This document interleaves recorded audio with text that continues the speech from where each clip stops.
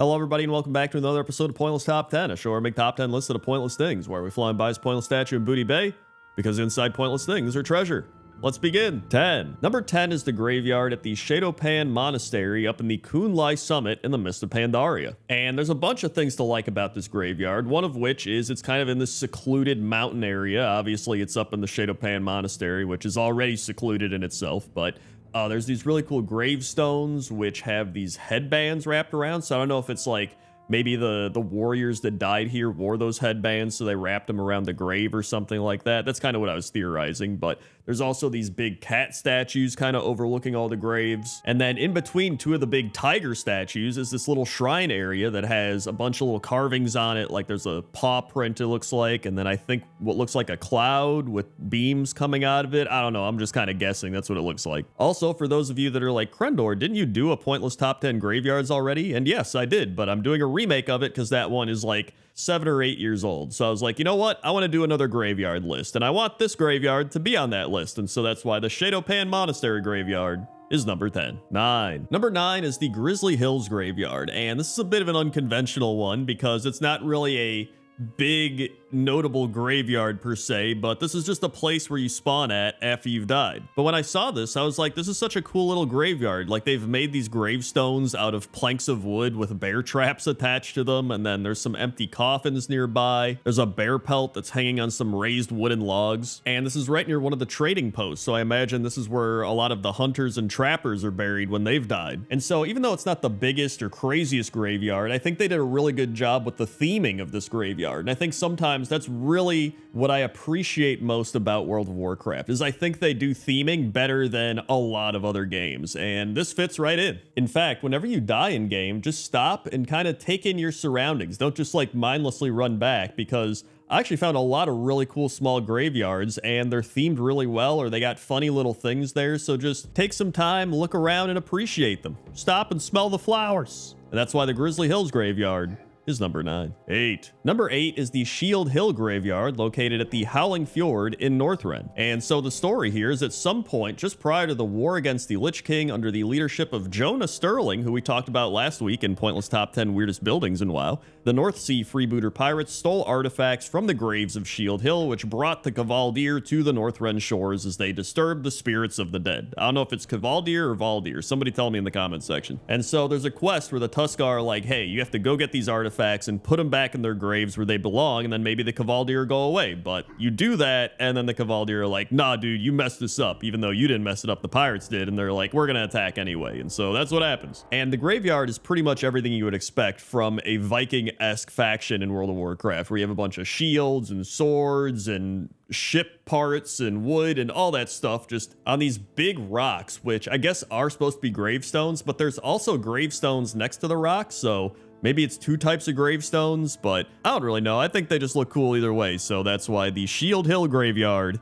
is number 8. 7. Number 7 are the ancestral grounds of Nagrand, both located in Outland and Draenor. And so in Draenor Nagrand, this is a Warsong burial ground, and there's this big earthen giant skull overlooking the area. And then inside the mouth of the skull, you'll actually find Golmosh Hellscream, who is Grommash Hellscream's late father. And there's actually a quest where you have to kill the spirit of Golmosh Hellscream because he died in such a brutal way in combat that his spirit went into unrest. He was crushed within the jaws of a hulking Gron, and he found the strength to bury his axe, Gorehowl, deep into the eye of the monster, and when they fell, it was the Gron who died first. So I guess that kind of explains why he's standing in the jaws of a big giant. That would make sense. I also really like the way these spirits just float through the air, just kind of hovering. I don't know, I thought it was kind of eerie, but still kind of cool. And then there's the ancestral grounds of Nagrand and Outland, which it's definitely a lot smaller than the Draenor ancestral grounds, but there's still a bunch of stones all over, and the spirits wandering around, and there's fires and stones, and this is actually where Draenosh Sourfang was buried after his death at Icecrown Citadel. And so overall, there's a lot of history behind these ancestral grounds, both in the Draenor version and in the Outland version. And listen, I just love Nagrand in general, and this is another reason to add something from Nagrand to the list, and so that's why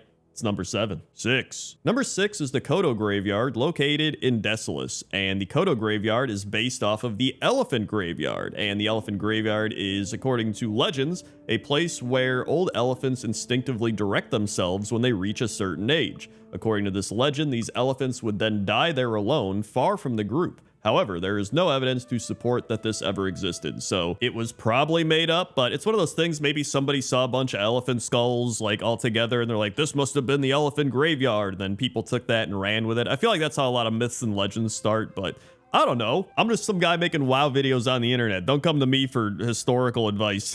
But yeah, the Kodo Graveyard is actually really cool with all these Kodo bones all around, and there's some quests involving getting Kodo bones here, but if you die here, you can actually see the spirits of the Kodos walking around, which I thought was really cool. And so overall, there's a lot of things that really make this a cool, unique graveyard, and that's why the Kodo Graveyard is number 6. 5. Number 5 is the Unknown Soldier Graveyard, and the Unknown Soldier is an undead former Alliance skeleton found in a small graveyard at Beggar's Haunt in Duskwood. And this is likely homage to tombs of unknown soldiers, which are built in many nations to honor unidentified soldiers killed in battle. And the graveyard's actually tucked away in a very private area, so you have to go up this path, and then there's the end of the river and some trees, and then you can see all these stone structures kind of surrounding him. But the weirdest part is there's these 2 giant dark portal statues next to him, which I don't get why these are here. Like, you would think the Alliance constructed this area, right? But then there's these dark portal statues. Like, why are these here?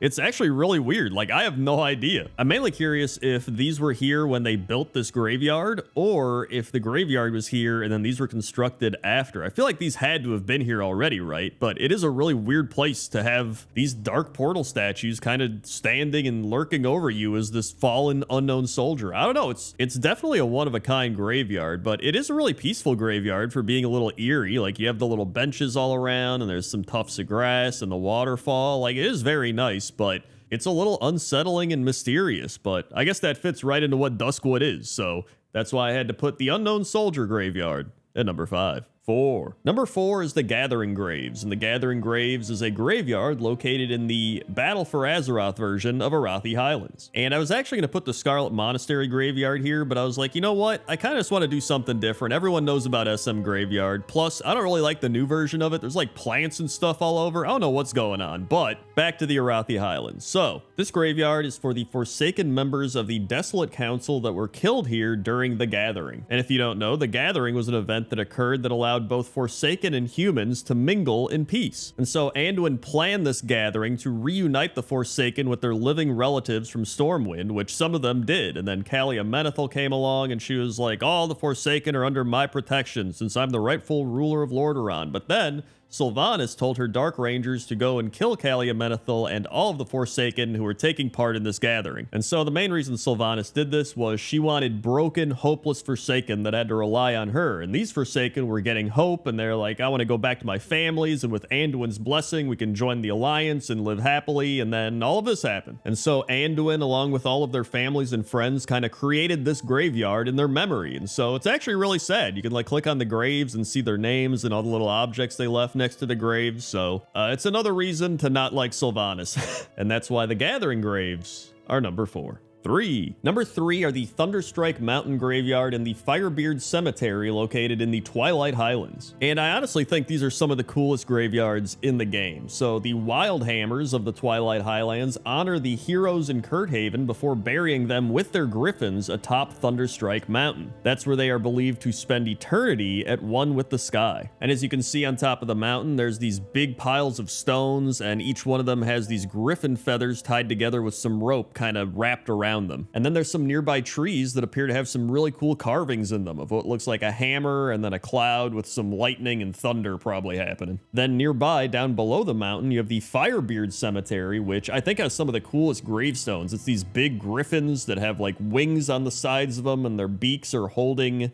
a variety of different things. And I think it's just really cool. I love the way they're buried up on the mountain and they get to soar with their griffins in the afterlife. And I love how they have these griffin gravestones down on the earth. Like, I just think it's really cool. And so that's why I had to put it at number 3. 2. Number 2 is the Ravenhill Cemetery located in Duskwood. And I think there's so many reasons for this to be number 2 on this list. I mean, people always have nostalgia of Duskwood and Ravenhill and all that stuff, but it's just a very thematic experience. Like, this is probably one of the gloomiest, kind of creepiest graveyards in the game. Obviously, you have Abercrombie and Stitches here. You've got skeletons walking around. You've got spiders. You've got ghouls. You've got zombies. You've got undead. Like, you've got any type of like Halloween-esque creepy creature. It's likely located in Duskwood and at or near the cemetery. Also, mentioning cemetery, I was like, wait, what's the difference between a graveyard and a cemetery? And it turns out that a cemetery is usually run by a council and not associated with a specific church,